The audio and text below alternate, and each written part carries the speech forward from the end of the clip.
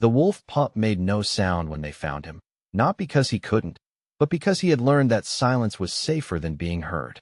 The northern edge of Montana stretched cold and gray under a late October sky, the kind of afternoon where clouds pressed low and the air tasted like coming snow.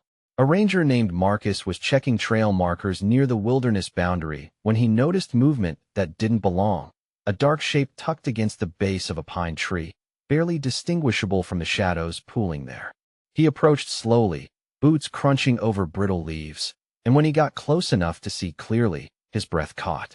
A wolf pup, maybe 8 weeks old, lay curled so tightly into himself that he looked more like a bundle of fur than a living creature.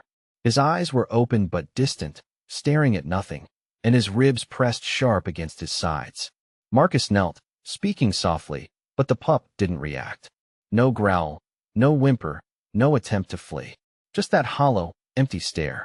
When Marcus reached out, the pup flinched but didn't move away. It was as if he had given up on the idea of escape, resigned to whatever came next. Marcus lifted him carefully, feeling the fragile weight settle against his chest.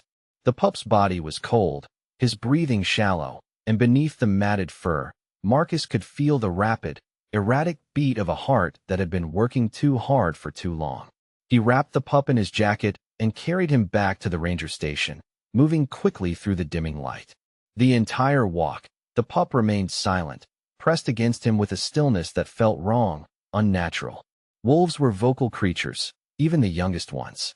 They whined, they yipped, they communicated constantly. But this pup made no sound at all, and that silence weighed heavier than his small body ever could. The ranger station was warm and quiet when Marcus stepped inside, the fluorescent lights buzzing faintly overhead. He set the pup down on a folded blanket near the heater, watching as the little creature slowly unfurled, stretching out just enough to absorb the warmth.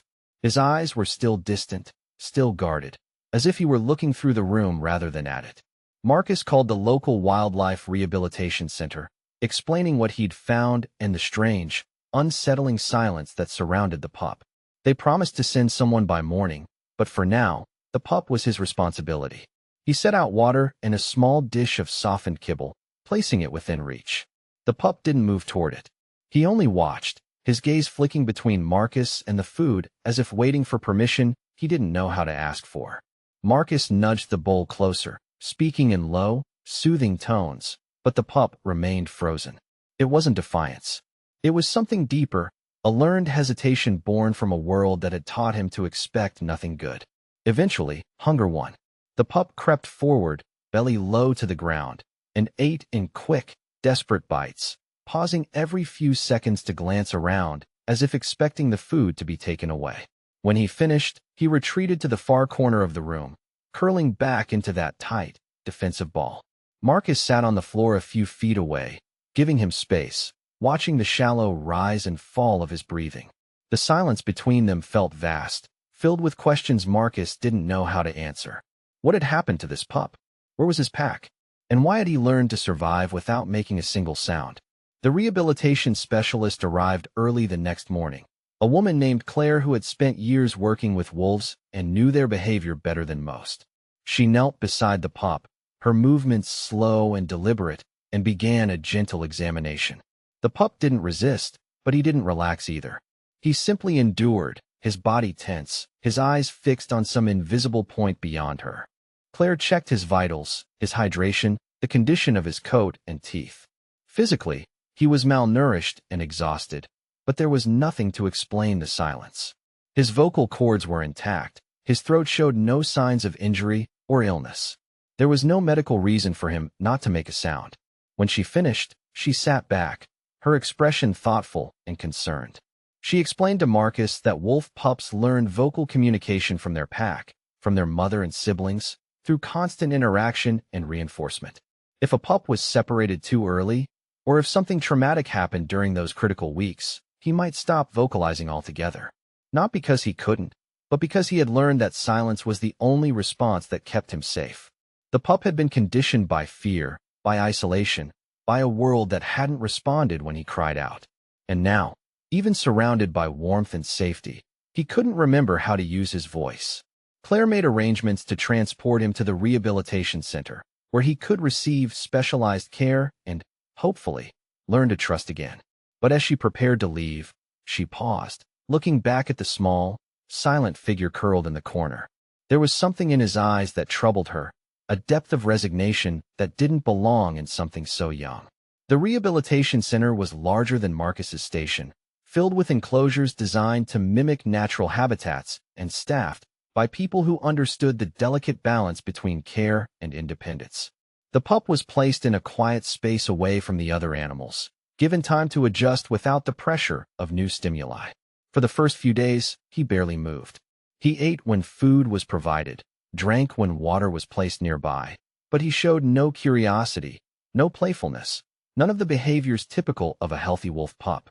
He simply existed, occupying space without engaging with it.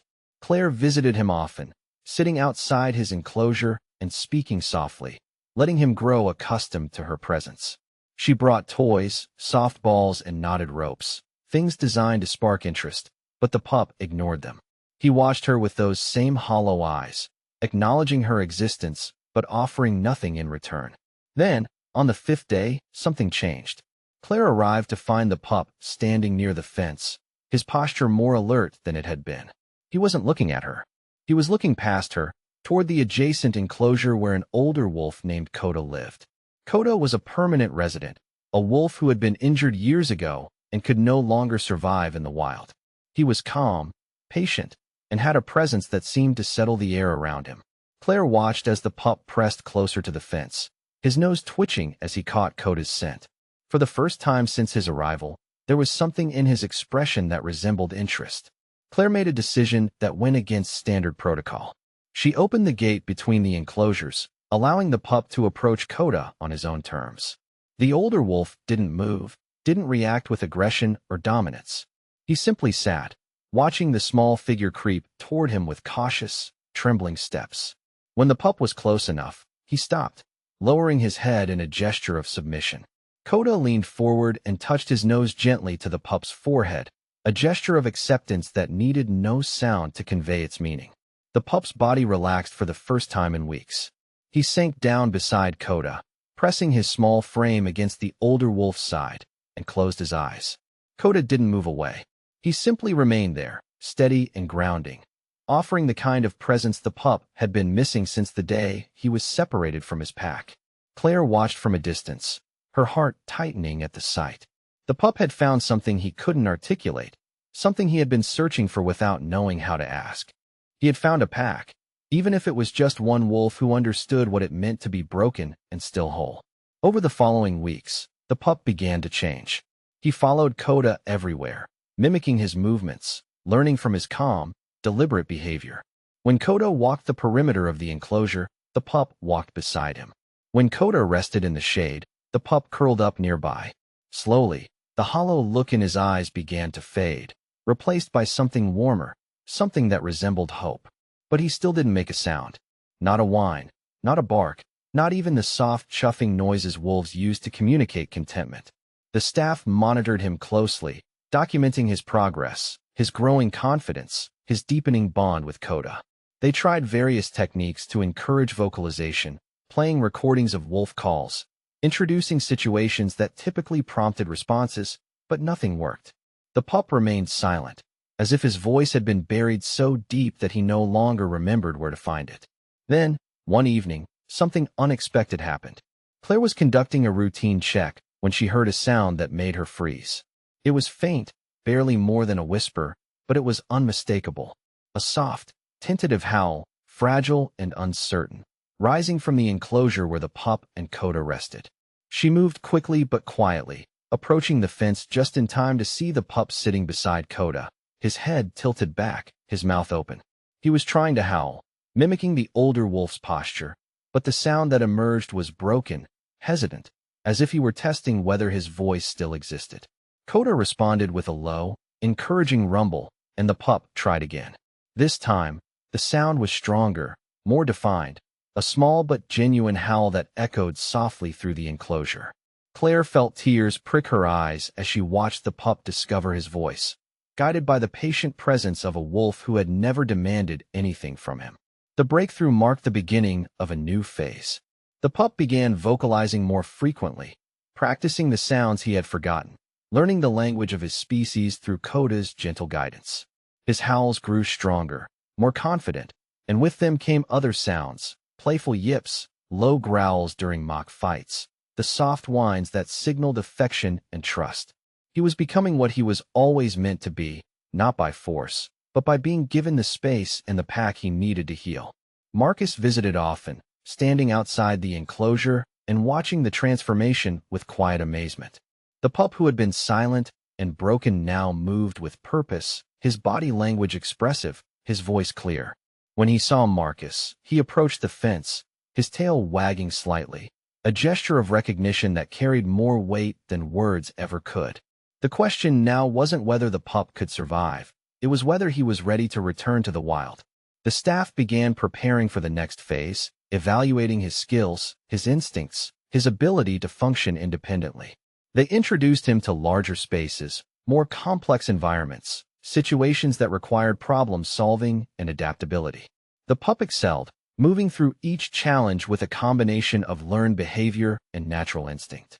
But he always returned to Koda, seeking reassurance, grounding himself in the presence that had taught him how to be whole again.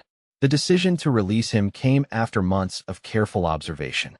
The pup had grown strong, capable, and confident. His voice had returned fully, and he used it with the fluency of a wolf who had never forgotten. But the bond with Koda remained unbreakable, and the staff faced a difficult reality. Releasing the pup meant separating him from the only pack he had ever truly known. Claire discussed the options with Marcus, weighing the pup's need for independence against the connection that had saved him. In the end, they chose a compromise. The pup would be released into a protected area near the rehabilitation center, a region where wild packs roamed, but where he could still be monitored. If he struggled, if he couldn't integrate, they could intervene. But if he thrived, if he found a place among the wild wolves, then he would have the life he deserved. The release day arrived with a quiet, overcast sky, the kind of weather that felt like a held breath. Marcus and Claire stood near the transport crate, watching as the pup was prepared for the journey. Koda remained in his enclosure, watching through the fence with calm, knowing eyes. When the moment came, the pup hesitated, looking back at Koda one last time. The older wolf let out a low, rumbling howl, a sound of encouragement and farewell. The pup answered with his own howl, strong and clear, a voice that had been lost and found again. They released him at the edge of a forest clearing, where the trees opened into wild, untouched land. The pup stepped out of the crate slowly, testing the ground beneath his paws, breathing in the sense of freedom. For a moment, he stood still, taking it all in, and then he turned back toward Marcus and Claire. There was no fear in his eyes now, only recognition, gratitude, and something that looked like understanding. Then he turned and ran, disappearing into the trees with a grace that came from finally knowing who he was. Marcus and Claire stood in the clearing long after he was gone, listening to the distant sound of his howl echoing through the forest. It was a sound of belonging, of survival, of a voice that had learned to speak again. The wolf pup who had been silent found his pack, not in the place he was born, but in the hearts of those who refused to let him fade into silence. And in return, he left behind a truth that resonated louder than any howl. Sometimes healing doesn't come from being fixed. It comes from being seen, heard, and given the space to remember who you were meant to be.